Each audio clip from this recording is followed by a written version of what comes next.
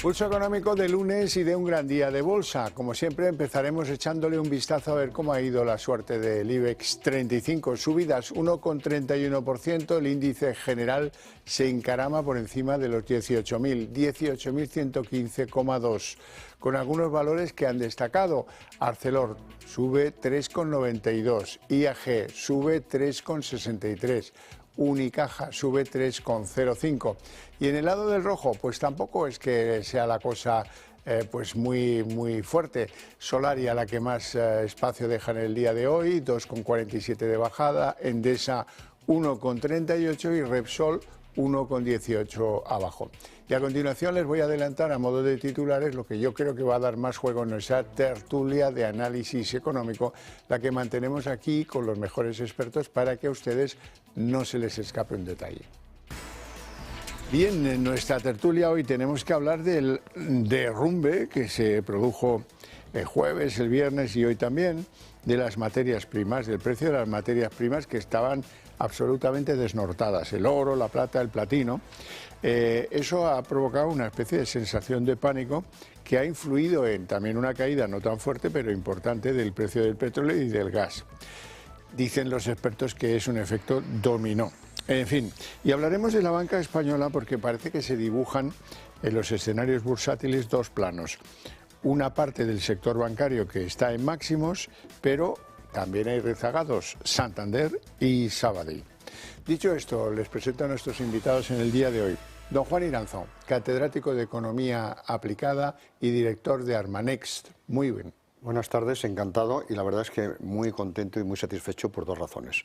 La primera porque el IBEX ha batido un récord espectacular que no pensábamos que se podría alcanzar, lo dijimos casi de pasada, los 18.000 puntos podría ser un objetivo a lo largo del año, pero no tan pronto ni muchísimo menos, y en cualquier caso es una sorpresa positiva. Y en segundo lugar, volver a tener a mi tertulio habitual, a don Miguel Ángel. Don Miguel Ángel Cicuéndez, muy buenas tardes, bienvenido. No le veíamos en todo el nuevo año, Pues ¿verdad? sí, la verdad es que he andado bastante liado, pero no por ningún motivo extraño, Ya. todo correcto. Vicepresidente de ASEAFI y consejero de Eurohispano Opciones SICAP. ¿Todo bien? Pues nada, todo bien y agradecer las palabras de Juan, que yo también estoy encantado de verle a él perfectamente. Vamos a la sesión de bolsa porque, 18.000 puntos no se estrenan cada día. No me negarán que, a pesar de que el momento, pues, en los mercados de materias primas, en los mercados de productos energéticos, etcétera, pues está zozobrando, pero bueno, en cualquier caso aquí no se ha notado y nuestro IBEX sigue el rally alcista como pocos. Hombre, efectivamente, un récord histórico, porque nunca había alcanzado este nivel y vamos a ver si lo va manteniendo, porque ya son unos niveles muy altos, pero está mostrando consistencia. En primer lugar, porque las empresas españolas están obteniendo magníficos resultados a lo largo del mundo. Eso es un asunto fundamental. El IBEX está concentrado al final en 10 valores esenciales y en este sentido están diversificados a nivel internacional y se está yendo bastante bien. Han llevado a cabo, como hemos dicho otras veces, una política de dividendos que los hace atractivos y por otro lado se espera que los tipos de interés incluso en Estados Unidos bajen algo más y aquí se mantengan o bajen ligerísimamente. De tal manera que para que vean los televidentes que todo está absolutamente vinculado, ¿qué ha pasado desde el viernes pasado? Que parece que el mundo financiero y el mundo de las materias primas ha convulsionado. Pues parece ser que todo está vinculado a que, con bastantes posibilidades, el señor Kevin Wass va a ser nombrado presidente de la Reserva Federal, casi con toda seguridad. ¿Y eso qué implica? Que va a llevar a cabo una política monetaria más expansiva, como ya ha anunciado frente a Powell, que se ha negado a seguir bajando los tipos de interés y se demostró en la sesión de hace una semana. De tal manera que esa bajada de tipos de interés, ¿a quién beneficia sin lugar a duda? A la bolsa, a la renta variable, que es la gran beneficiada de los tipos de interés bajos. ¿Y eso qué implica? Que ha habido una retirada de valores refugio. El oro, la plata y el platino se habían convertido en valores refugio por dos razones fundamentales al final de la semana pasada. Por que Powell había mantenido los tipos de interés, luego ya se supo precisamente el nuevo presidente, y luego por otro lado porque se esperaba un ataque a Irán. Y eso es lo que explica el repunte del precio del petróleo hasta el viernes. Como no se materializó ese ataque, pues también el petróleo ha vuelto a sus niveles más o menos habituales en los últimos meses. Cicuéndez. Bien, pues efectivamente estamos en máximos históricos, hemos de congratularnos. Oye, nosotros después de tantos años viendo al IBEX, pues ya lo tenemos por encima de los 18.000, la tendencia alcista continúa, en Europa también hemos tenido subidas y bueno, como contrapunto hemos visto que el oro pues empezó bajando el día, luego repuntó y ahora está bajando en tiempo real. La plata también, el petróleo está bajando. También, el petróleo, efectivamente, el bueno, gas. pero esto no ha tenido nada que ver con que hayamos hecho los 18.000. La tendencia es un alto en el camino con el oro. Pues desde luego, claramente. Ahora hay que ver si hay una figura de vuelta, a ver si retoma la tendencia alcista. Vamos a ello. El derrumbe de las materias primas, el oro, la plata, el platino, ha provocado cierta sensación de pánico. Bueno, que algunos se pensaban que con el oro se invierte y no se puede perder dinero. Pues oiga, no. Es un bien sometido al mercado y a veces sube y a veces baja. No sube siempre y además estaba a unos niveles altísimos. Estaba por encima de los 5.500 dólares la onza y además con una extrema volatilidad. Precisamente el viernes, por diferentes razones, tuve que seguir durante media hora el precio del oro. Cambiaba prácticamente cada 10 segundos y evolucionó de 4.900 a 5.600 y viceversa, de tal manera que con una volatilidad espectacular y enormemente peligroso. Pero a lo largo del tiempo, no a corto plazo, a lo largo del tiempo el oro casi siempre mantiene su valor y sigue subiendo. Lo hemos dicho siempre, con la misma cantidad de oro, antes en Grecia te comprabas una buena túnica, luego un buen traje. Ahora es verdad que con el último rally te compras 2 trajes. Se ha revalorizado en exceso. Pero ¿qué ocurre? Que la oferta de oro es limitada y la demanda es creciente, sobre todo por parte de los bancos centrales, pero también de los ahorradores institucionales. Los grandes compradores. Efectivamente. Y luego, en el caso de la plata y platino, aparte de valores refugio por metales preciosos, tienen aplicaciones industriales y esas van a seguir creciendo. Y en cambio la oferta se ha limitado. En este momento hay un problema con la plata importante a nivel internacional, con la oferta de plata frente a la demanda, no solo por razones financieras, sino por razones también industriales. De tal manera que por todas estas razones yo pienso que el que tenga oro y plata lo mantenga. Yo en este momento me daría algo de miedo entrar. Esto se mide, los metales los miden en onzas. Y algunos se preguntarán, bueno, sabemos cuánto cuesta una onza en el mercado, pero no sabemos cuántos gramos incluye una onza. Pues son algo así como 22 gramos, o sea que poquita cosa es lo de los 5.000 y pico dólares que señalaban los mercados. Pues efectivamente. Bueno, coincido con lo que dice Juan, efectivamente, quien tenga oro o plata puede mantenerlo.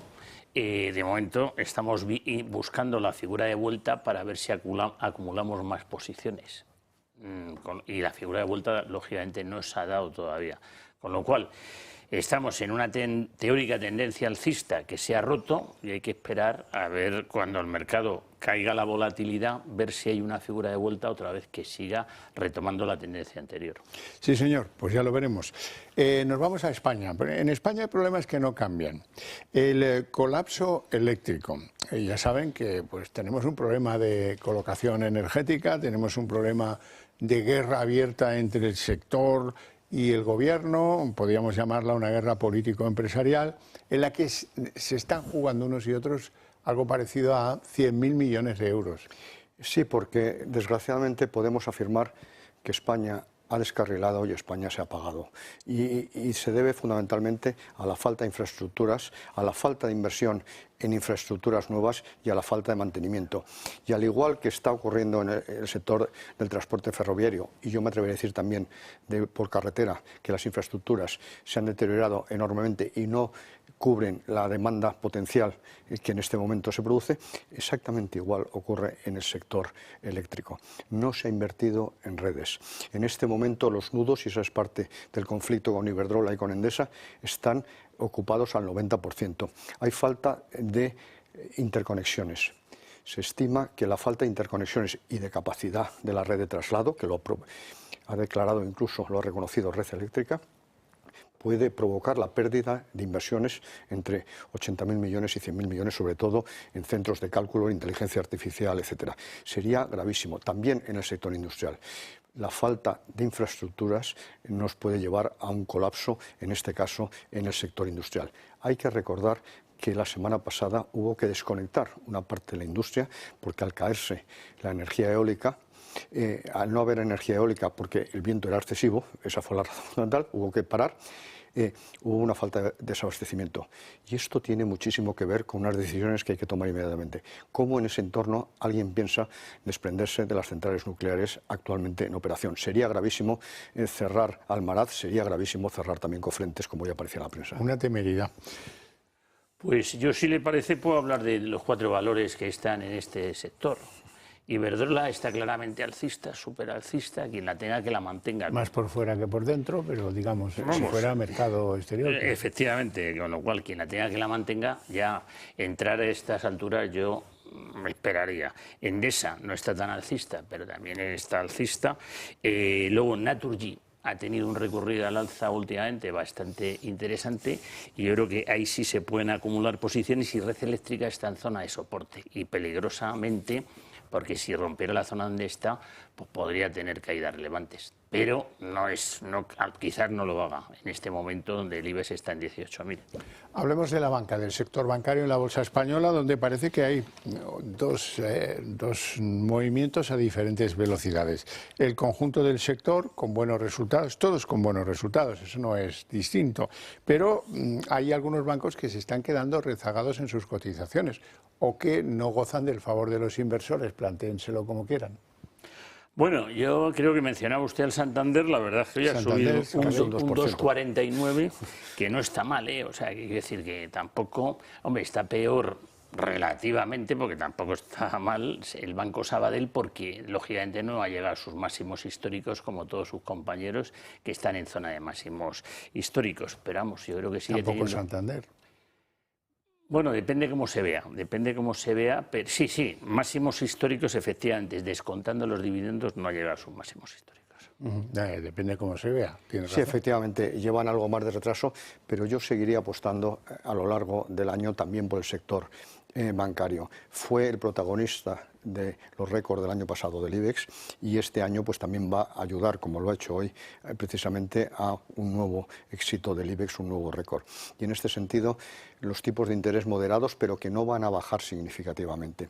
La escasísima morosidad y la diversificación a nivel internacional explica los resultados de muchos bancos y, por tanto, la política de dividendos que también incide en la cotización. Es verdad que hoy el Santander ha pegado un tirón importante, pero efectivamente llevan un cierto retraso. Y el Banco Sabadell todavía se está recuperando del shock de la OPA, pero en cualquier caso hoy ha subido un 1 y algo. De tal manera que yo sí que creo que es importante para lo largo del año 2026 también la banca.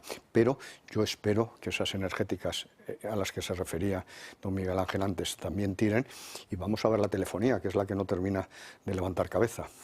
No parece. Hablemos de en qué anda la Moncloa. En la Moncloa, todos los cabeza de huevos que hay en la Moncloa están pendientes de cómo convencer a Indra, a través de la SEPI, claro, de que sí, tomen el control de la empresa del presidente de Indra, de Escribano, pero que lo hagan de otra forma que no implique una fusión, porque hay que valorar la compañía, en fin, y ahí empezarán a discutir las cosas y a Indra le tocará pagarlo en bolsa. Bueno, pues efectivamente no parece que la bolsa haya recogido muy satisfactoriamente la posible operación de adquisición de Escribano y luego lo hemos dicho en varias ocasiones, desde el punto de vista del gobierno corporativo es una operación más que dudosa, más que discutible.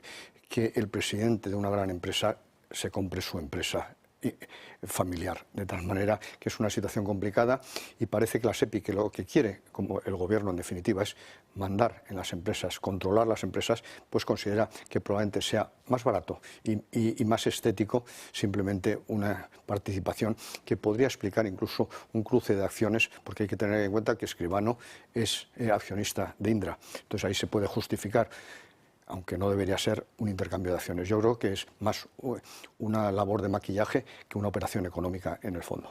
Eliminar ciertos riesgos. Eso es. ¿No? Y cuenten. Yo creo que entre tanto con estas operaciones que no son muy estéticas, pues el valor ha perdido atractivo dentro de las grandes subidas que ha tenido, y el que lo haya El sector de la defensa en su conjunto. ha ido en su conjunto, ha ido fenomenal, pero yo creo que ya está descontando un precio demasiado elevado, con lo cual nosotros estamos fuera y nos mantenemos a la expectativa. Bueno, pues una novedad interesante. Hay una ingeniería asturiana que se llama TSK, que ha fichado ya a Santander, a CaixaBank y a Bancamarc para salir a bolsa en primavera.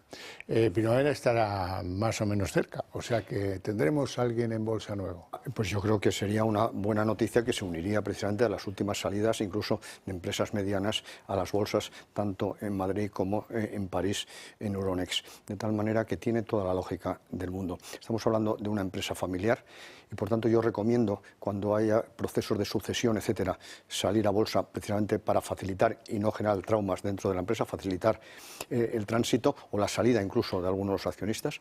En segundo lugar, hay que tener en cuenta que es una empresa de ingeniería eléctrica, industrial, etcétera, que factura por encima de 1.000 millones desde hace varios años, el pasado en concreto 1.012 millones, por tanto tiene un volumen de facturación de negocio muy importante, y yo creo que es el momento de salir a bolsa. Yo siempre recomiendo, y precisamente Armanex nos dedicamos a sacar empresas a bolsa, que es una buena operación porque significa mayor transparencia, mayor visibilidad, pero sobre todo permite también una financiación mucho más adecuada, y si es necesario y algún accionista se quiere ir, no genera un trauma para la empresa. Por tanto, me parece una decisión muy acertada por parte de una gran empresa. Pues nada, a nosotros también nos parece muy acertado que salgan empresas de este tipo a bolsa. Vemos que bueno, la familia García Ballina pues se quiere quedar con como mínimo el 51%, lo cual es normal, y estaremos muy a la expectativa cuando salga. Bueno, hablemos de la inflación como dato macro, que es muy importante. Bueno, dicen algunos que estamos en una inflación que cae más que en los últimos 10 meses. Pues con los números en la mano, así es. La verdad es que los datos de enero pues, registraban una caída de medio punto. ¿Qué pasa? Pues que muchos, yo ya se lo dije aquí el día que salió el dato, no entendemos por qué ha bajado tanto el IPC, y el argumento es el abaratamiento de la energía, de la gasolina y de lo eléctrico. Bueno, pues ahí tenemos alguna diferencia, entre otras cosas porque, bueno, pues que si eso se ha producido esporádicamente, temporalmente, no va a tener reflejo, porque ya ven ustedes cómo está el recibo de la electricidad, y ahora van a ver pues que el gas también está subiendo, a pesar de que la crisis tal pues haya hecho que ahora haya un movimiento pues un poco extraño en lo del frío, pero en enero un 40%. ¿Y qué pasa? ¿Que nosotros no estamos sometidos a esos rigores? Mire, yo he criticado varias veces, y creo que varios economistas se han unido precisamente a esa crítica, la metodología y los resultados últimos del INE. Tanto en lo que se refiere al crecimiento del Producto Interior Bruto, es inconsistente el crecimiento en el cuarto trimestre de la economía española, que es un repunte no explicado, y aquí hay una cierta inconsistencia. ¿Qué es lo que ha hecho el INE para inaugurar el año? Cambiar la metodología. Normalmente el IPC lo que hace es ir envejeciendo, pero en este caso se suele renovar cada 5 años. Y la base actualmente en vigor hasta el día 1 de enero era el 2021. Por tanto, se ha adelantado un año curiosamente. El cambio de metodología ya es difícil que permita una comparación homogénea con los datos anteriores. Por tanto, ya esa bajada en medio punto es más que discutible. En segundo lugar, se introducen nuevos productos y cambia la ponderación. Pues, por ejemplo, ha aparecido una serie de productos perecederos como el aguacate, que no aparecía y ahora tiene una cierta presencia. Por tanto, ese cambio de metodología un año antes de lo previsto es bastante sorprendente, para que nos vamos a engañar. Y el núcleo duro de la inflación, evidentemente, se sigue manteniendo, que es la inflación subyacente, que sigue el 2,6%, y esa es una cifra difícil de reducir, es decir, quiere decir que en España hay fuertes tensiones inflacionistas muy superiores a la media europea, lo que implica que seguimos perdiendo competitividad a pesar de ese IPC. Vamos, cualquiera que vaya al supermercado es que no puede estar de acuerdo con esta metodología. No sé si el aguacate y quizá, cualquiera que se lea vamos, el recibo de la electricidad, yo creo, o del gas, tampoco. Desde luego es algo para alucinar en colores. Hablaba usted antes de Naturgy. ¿Hacia dónde va Naturgy? Tiene muchos platillos en la mesa. Por un lado, reconfigurar su accionariado, los más poderosos. Por otro lado, no van a poder importar gas ruso en los próximos meses. Y por otro lado, pues tienen un conflicto con la Comisión Nacional del Mercado y de la Competencia, no solo ellos, para ver cómo van a retribuir la aportación de redes que ellos hacen. Así es que son muchos platillos. Pues sí, tiene muchos platillos, pero esa es la razón por la cual digamos que está a unos precios más ajustados. Es decir, si buscamos valores que quedan un poquito retrasados, porque ya da cierto miedo entrar en valores que están ya muy altos, pues Naturgy es un valor que, por ejemplo, el último mes pues, ha tenido un recorrido alcista bastante claro y que nosotros estamos apostando por él. En este momento. Pues efectivamente tiene retos muy importantes que planteaba precisamente su propio presidente Reinés en el plan estratégico al 2027. Uno de ellos se está reposicionando el accionariado. Ha habido una reconversión del accionariado significativo que, lógicamente, eso incide enormemente en la estrategia. En segundo lugar, como va a perder precisamente los contratos que le garantizaban el gas procedente de Rusia, ha firmado uno de 1,5 millones de toneladas con Estados Unidos precisamente para compensar esa pérdida, pero es un cambio significativo en cuanto al gas licuado, etcétera, que es como hay que traerlo por mecanero. Y es más caro, eso le penaliza. Y luego, por otro lado, está la remuneración de las redes, que es otro de los conflictos enormes que en este momento existe dentro de las infraestructuras eléctricas, de tal manera que es una empresa con enorme potencial, pero que en este momento está en una situación complicada que parece que se puede ir resolviendo según establecía el plan estratégico para el año 2027, pero hay que ir viendo cómo va. Hablemos de los fondos de inversión españoles que acumulan 63 meses de no parar de recibir dinero, de haber pues conquistado al inversor. Las gestoras registraron suscripciones en enero de más de 2.000 millones. Sí, bueno, la verdad es que aparte que no hace nada más que entrar dinero, como el dinero se va revalorizando y cada vez estamos en zonas de máximos, pues esto hace incrementar la participación de estos fondos. Entonces es una cosa que trae la otra, ¿no? Entonces, bueno, de momento hay que congratularse de esta situación y que la verdad es que con la bajada de tipos de interés, pues la gente ya ha dejado la letra del Tesoro y se ha metido en fondos de renta fija o de renta variable principalmente, aunque el español es más de renta fija, con la idea de que a ver si consiguen una rentabilidad mayor. Pues a mí lo que me da mucho miedo en este momento es la renta fija, efectivamente, por las volatilidades que se están produciendo y porque espero que no, pero de aparecer en el escenario algún cisne negro sería precisamente el cisne de la deuda pública e incluso privada. De tal manera que, dicho lo cual, yo creo que hay que tener muy presente una serie de circunstancias que explican esta situación. En primer lugar, que no es una cifra tan espectacular, que estamos hablando de un volumen acumulado de unos 500.000 millones de euros frente a 1 billón de euros que tenemos los españoles en cuentas sin remunerar. Por tanto, afortunadamente vamos aprendiendo. En segundo lugar, la inflación ha ayudado precisamente al trasvase algo a fondos para tratar de compensar la pérdida de valor del dinero sin remuneración porque perdías el valor de la inflación. Luego, por otro lado, hay que tener en cuenta que se ha producido un cambio muy importante en el ahorro en España. Hay un ahorro para vivienda, que una parte va a fondos. Hay un ahorro nuevo que tiene cierta importancia, aunque mucha gente piense que no, que es el procedente de los inmigrantes. Hay que tener en cuenta que la población española residente en España ha aumentado en casi 3 millones desde el año 2018. Y luego que, como hay dudas respecto a qué puede ocurrir mañana, ha aumentado el ahorro precaución, por miedo, porque todavía, a pesar de la evolución de los acontecimientos, hay miedo respecto a lo que puede suceder. Y luego existe el convencimiento que el sistema público de pensiones no va a garantizar una gran pensión en el futuro, por tanto, el ahorro previsión también se está impulsando, que se debía favorecer mucho más fiscalmente, y eso parece ser que es una de las discusiones del señor Cuerpo con nuestra vicepresidenta, ministra de Hacienda. Que tenga suerte. Bueno. La verdad es que tenga suerte, sí. Bueno, tenemos que despedir, no tenemos tiempo para más, si acaso para que yo agradezca a mis invitados su presencia y sus opiniones y a ustedes su paciencia e interés. Pero para ustedes hay premio porque a la vuelta de publicidad arrancaremos la redacción abierta.